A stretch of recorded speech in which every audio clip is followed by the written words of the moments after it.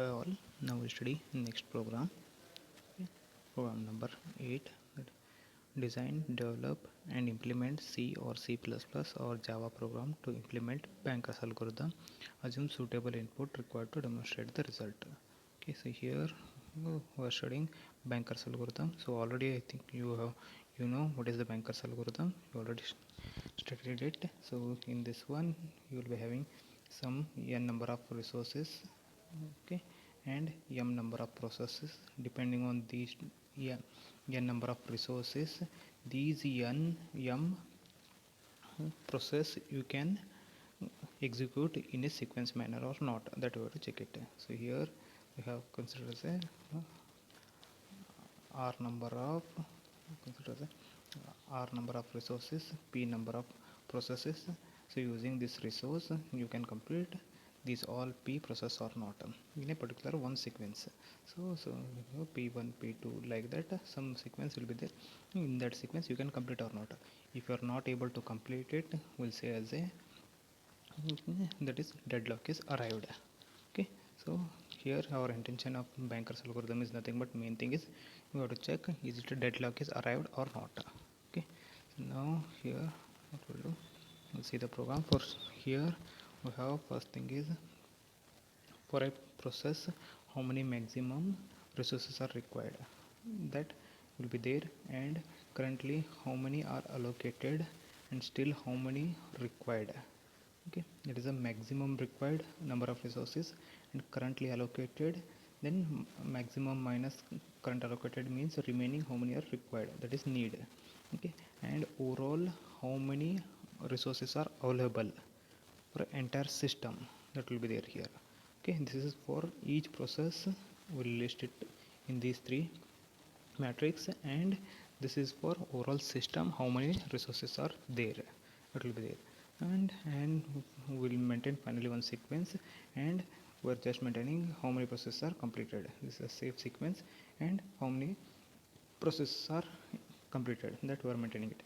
In the end we'll check all processes are completed or not, then and we'll check number of processes completed. Okay, so depending on that we will display our result, that is save sequence, we will display it. So here what we are doing it first, we are asking number of processes. Okay, so user will enter, then we are asking number of resources. Okay, then we are asking maximum max matrix, that is nothing but how many resources are required per process. Each individual process is a resource we are asking it. Okay, so that will take it. And now here we are asking how many already allocated per process.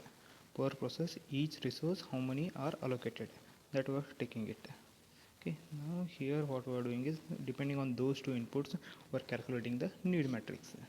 Okay, so depending on need matrix, now we have to check it, whatever allocation is there, whatever availability is there. Okay, and currently need matrix, if it is availability is more than need matrix, then you can allocate that process to a CPU and you can execute it. Okay, otherwise you can't it. Okay, so that will do it. This is a simple display part we are displaying each time. Okay, so here actually the calculation part. Okay, so what we are doing is first we are checking is that process is completed or not. If 0 means, if completed status is 0 means it's not over.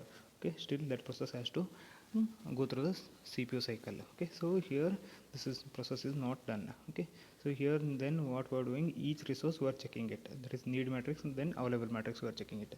If available matrix is less than need matrix, it means we can't run it. If it is not, we can run it. Okay, so that is nothing but if it is not, we can run it. So here what we will do, we will be having that process we can run it means you can complete it. Okay, so we are saying as a we can complete that process. Okay, and just you are keeping a count how many processes are over. So and here now we are modifying the available matrix, that is whatever that process P was holding before, those all things will be given to the after completion to the available matrix. Okay, so that is whatever allocated was there, that will add to the whatever available matrix will add it. And for that process P, that allocation max matrix will make it as 0 and will say as that process is completed. So this thing will do it in a loop. Okay, so that is do while loop we are doing it. Okay, so from here we started. Okay, so every time we are displaying and we are checking it, that is it is completed or not, and we are checking for, here we are checking for that available matrix is less than need matrix or not. Depending on situation we are calculating this one. Okay, so at the end of this loop you will be having one sequence. Okay, if you can allocate all the process to the CPU, otherwise what will happen, you will not be having the count is equal to total number of processes. Okay, so this will check it. So here if it is not matching, it means our system is not safe, that is a deadlock is occurred. If it is the same, means deadlock is not occurred. So it means there is a particular sequence, from that we can run it. So we'll display the sequence. Here we'll see the output. So that is program number 8 executed. Number of processes I given as 5, number of resources I given as 3. The same example whatever there in your textbook, same thing I'm giving here. Okay, so each process has these many required, these many resources. Okay, that's maximum, so that I entered.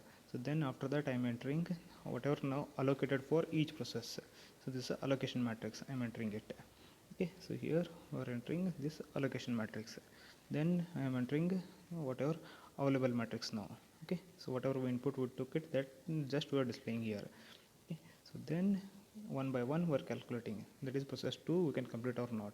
So here we saw, so whenever this thing is there, and this is the already allocation, then what is the need matrix, so you have to calculate it. So depending on need matrix and all available matrix, you can run it.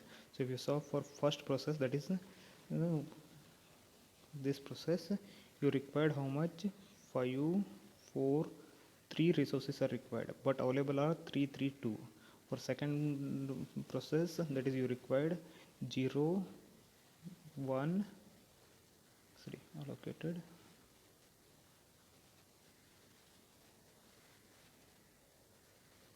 So for second process, that is for this one, need matrix is 1 2 2. Need matrix will come as a 1 2 2, and available is 3 3 2. So we can run it. So second process directly we can run it. So that we are doing it. So whatever it was holding, that will add into available matrix. Then we will make allocation matrix and max matrix as a 0 0. So like that we will keep on doing this one. So there will be one order we are following, that is, so if I have a process that is P1 to P5, just first I will check it for P1, then for P2, then for P3, like that. Okay, so whenever if I reach the end, so again I'm going back here in a circular way, this we are doing it. So P1 to again P5 we are checking it. So this will be keep on moving it. So here we will keep on doing this one. So after some iteration you may get as a successfully completed, or you may get as a unsafe sequence. So if you got some successful sequence, that we are displaying here. So here safe sequence will be there. So if you saw here, we are getting as a process 2, process 4, then process 1, then process 3, then process 5 are completed. Here we are calculating process 1 to process 5. Okay, some authors will refer this one as a process 0 to process 4. So but here we are considering as a process 1 onwards we are considering it. Index is, our index is start with 1. Okay, so here if it is not matching, that is not able to complete all the resources, so in here you may get as a unsuccessful execution, that is it is not a safe sequence, you may get it. Okay, so here if you observe there, this sequence it may match, or you may have different sequences. It may happen as a you are getting as a 2, then 4 1 3 5, this sequence you got it. You may get as a 2 4, then 3 1 5. Okay, so this is not a fixed one. So depending on how you are calculating it, this somewhere sequence may change it. It is nothing but in the end of the all calculation you can say is it a deadlock is arriving or not. That is the main thing. Okay, so you may see in textbook, I think this is sequence 2, then 1 is there, then 4 is there, then 3 is there, then 5 is there. Okay, so there is a difference is there. So you may have n number of different sequences. Okay, so the way you will calculate it, depending on that, you will get different sequence. Okay, sequence will not matter here. So finally it matters is that is nothing but there is a safe sequence is there or not, main thing.